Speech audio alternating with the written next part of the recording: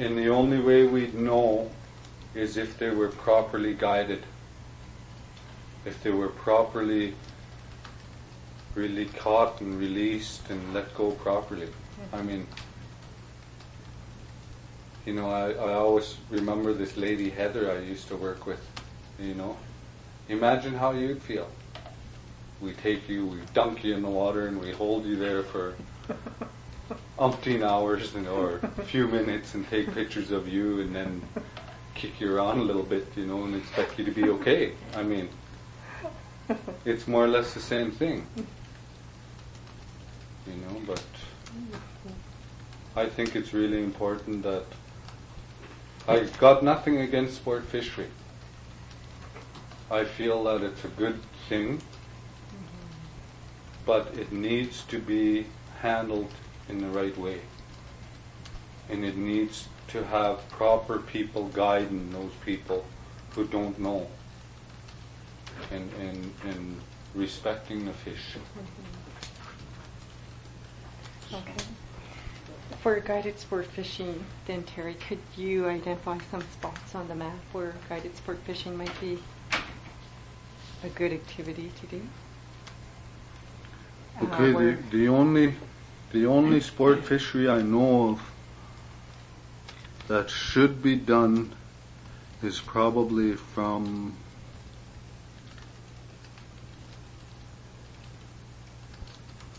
just above the Slocum-Nakina Junction, probably up to where silver salmon heads off up into Kuthai Lake. I would say that this is the best place for sport fishery. Okay. Reasons being spawning grounds.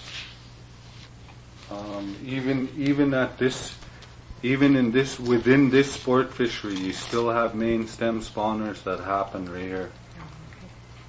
But the majority of the spawning grounds would be above that, and some of it below.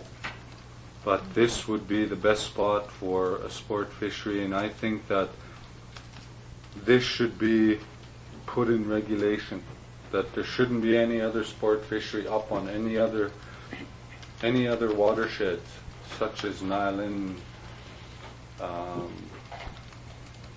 up in those places. There shouldn't be any more sport fisheries beyond that, because it just interferes too much with the fish that are spawning. It's too hard on them, and as far as I'm concerned, they've earned their run, they've earned their time to spawn, and as less stress as it possibly could be. Yeah. For guided sport fishing, would you think that any of the freshwater areas could be used for guided sport fishing? I'm not too familiar with where the spawning beds are in freshwater or what, but I do know that there is nice lake trout in Atlan, in that it has been used in the past for sport fishery, and I think it probably can be used still today, providing they have the proper people guiding them. On catch and release is the most important, because it's just, you don't do it properly, you're just killing a fish. And if you do it to a female, well, how many fish are you killing? Okay. Doug, I'm just going to pass this on to him. If you want to call, make any calls, that's the number. Oh, okay. And I don't know if you want to call Yvonne, if you want to check to see. I caught up with Greg. Oh, you did? Yeah, okay, good. Yeah, all right, I just wanted to make sure that you had that. That. Yeah, needed it. So we'll just drop down to the next question then, Terry. How important is it that TRTFN get jobs in guided hunting? I think it's really important, because we as Native people look at things so differently. We go out and we do things much differently. We do it in every meaning of respect to our land, respect to the animal we're dealing with. I've seen people and I've seen animals that was laying out in the field with their horns chopped off. And that's it. Or their head chopped off. And their whole carcass is laying there. Or I've seen places where a camoose or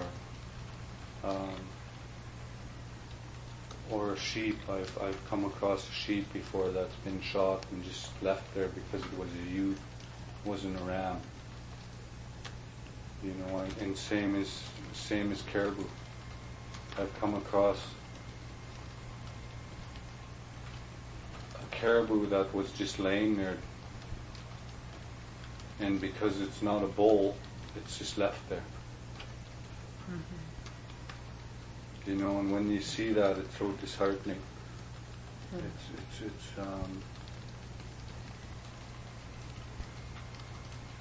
It brings a lot of anger out because I'd never do that. Mm-hmm. I feel really bad that it happens. Mm-hmm. Do you have any ideas for management around guided hunting? I think that guided hunting should be more directed toward, if we're going to take care of our traditional territory, then let's start doing it properly. Mm-hmm. If any guiding and hunting is going to go on within our area, then I think the Tlingit people should be the ones that are out there guiding them. Mm-hmm. Not someone who is just going to go out and say, well, that's okay, we'll leave that one there and go look for a better one.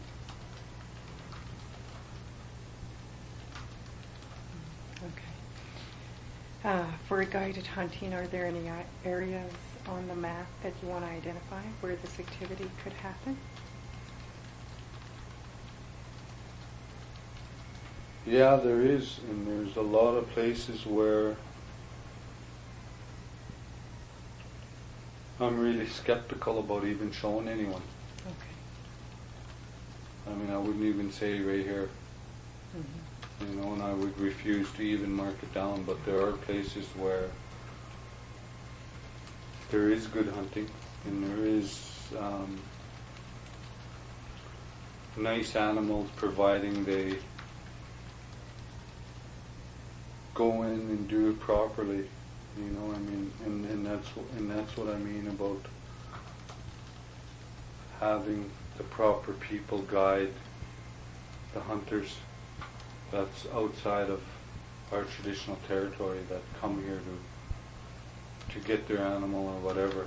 I think it should be worked through TRT because it's our traditional territory. Right. Okay. Wonderful. So we'll go down to forestry. How important is it that TRTFN get jobs in forestry? I think it's also very important for the same reasons. I mean, you know, there's a lot of things that's out there that the normal forestry person doesn't know about, like how much medicine is out there on the land that's being destroyed by a fire or by, they don't know the real meaning of what it means to us. So have First Nations out there. Yeah, have First Nations people out there